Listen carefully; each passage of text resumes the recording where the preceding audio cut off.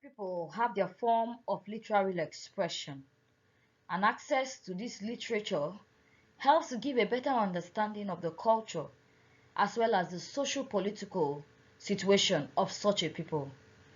Today, I welcome you all to our class ENG 401. We shall be looking at the Caribbean colonial literature.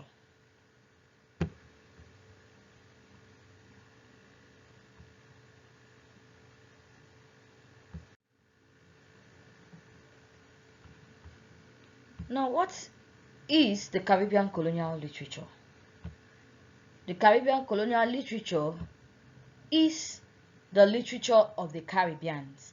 Now, at the end of this lesson, students should be able to explain what the Caribbean colonial literature consists of. We shall also be able to mention at least two writers of the Caribbean colonial literature era and also state the preoccupation of the writers of this era. Now let us look at the history of the Caribbean colonial literature.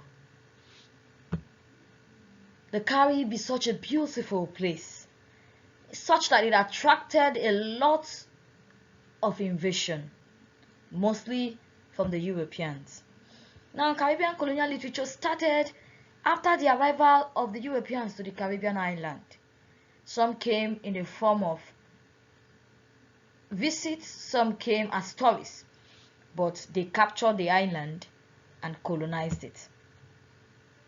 It also consists of the official account of the early Spanish and American battles with the Caribs. The Caribs are known to be very fierce and strong.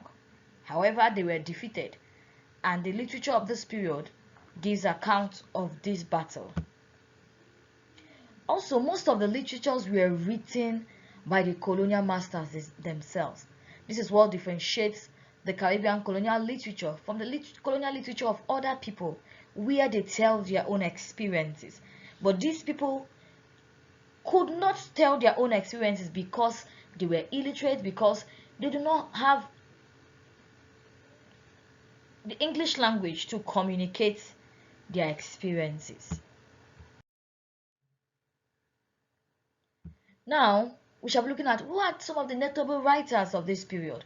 We have Christopher Columbus, we have Bartholomew de la Casa, we have Dubois, we have Langston Hughes, amongst others, who were known for their writings. They were prolific writers who were known for their writings during this era. Now we shall be looking at the preoccupation of the writings. What were they set out to achieve? Most of their writings had religious themes. They talk about their belief in God and introducing their religion to the natives. They also had voyage writings where they talk about their travel experiences, like the travelogues of Christopher Columbus. However, a few of the writings were used to speak outrightly against the maltreatment meted on the natives by the colonialists, even though this is a very minimal number. In conclusion, I want to say that the written form of the Caribbean literature began during the colonial era. We had seen in the past week, we talked about the oral form of the Caribbean literature. Now, the written form of their literature began during the colonial era, but unfortunately, most of their works were not by them. In our next class, we shall look at how this literature were written. We shall also take a look at some of the texts to see how they examine some of the themes and preoccupations we have mentioned here. I hope to see you in class next week. Thanks for listening.